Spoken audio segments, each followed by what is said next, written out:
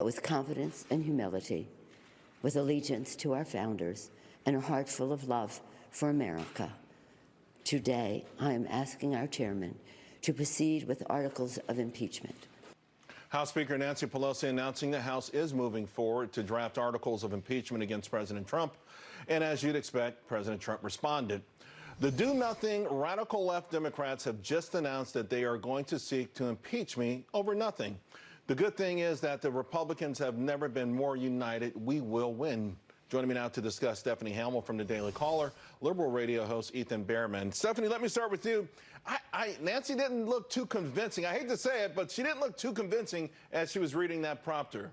Yeah, it looks like she's lost complete control of her party. I mean, she had some very bizarre moments during this press conference. Look, this is going to hurt the Democratic Party. It's going to hurt our country. And the 31 vulnerable Democrats are probably sweating today. That is the Democrats that are vulnerable in the districts that President Trump won. Look, President Trump is going to use this on the campaign trail to inspire people who are maybe going to stay home in 2020 and not vote. I think they're going to get out there and vote, and they're going to open their wallets. You know, Ethan, when President Obama was pushing Obamacare, a lot of Democrats went along and they fell on their political swords. They lost their, you remember the big tidal wave, and they lost their careers over this. I think Stephanie makes a point. I'm not sure every Democrat's going to be on board.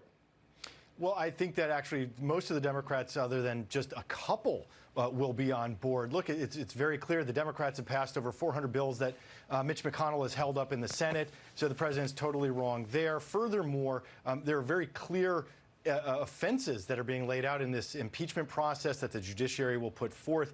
It's going to be clear. But to your point, look, the polls haven't changed. There are one or two outliers that happen here or there.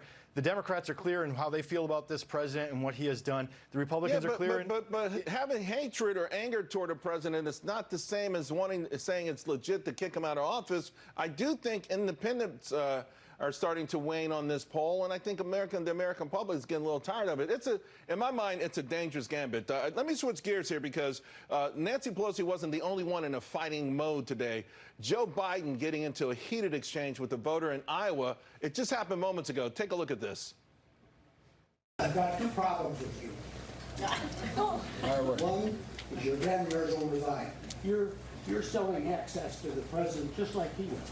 You're a damn liar, man. That's not true. And no one has ever said that? No one has heard that? I see it on the TV. You see it on the TV. No, I know you do. And by the way, that's why I'm not sedentary. I get up and no, let him go. And you want to check my shape on? Let's do push-ups together here, man. Let's run. I don't know, Stephanie. Biden just went up a few notches, in my opinion. Oh, boy.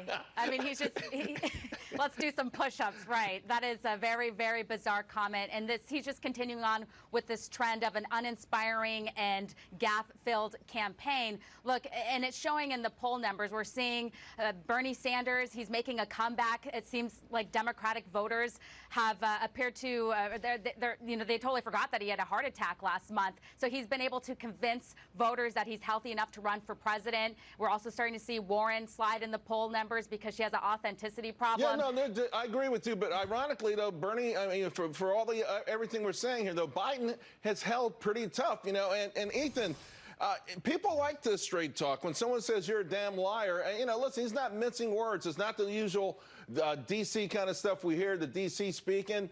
People like the fact that President Trump has always been authentic. He's never put on airs. I don't know. Maybe this helps Biden. I think it does. I think Joe Biden is going to end up winning the primary because of exactly what you just described and what we saw on the TV there. Look, Joe Biden confronted the voter, took him directly on. It's actually reminiscent of John McCain in 2008, correcting that woman at the town hall about Barack Obama. And that's what I love about Joe Biden. He is going straight at it. He is in good shape. He is healthy. And he has a strong track record on the environment, on many different issues within the broad Democratic primary. And he's going to win because of it. That was actually a great exchange for Joe Biden. Yeah, I just wish they would have had the push-up contest. I don't know. That would have been great to see. Stephanie, Ethan, thank you both very much. Thanks, Charles. Thanks, Charles. Hey,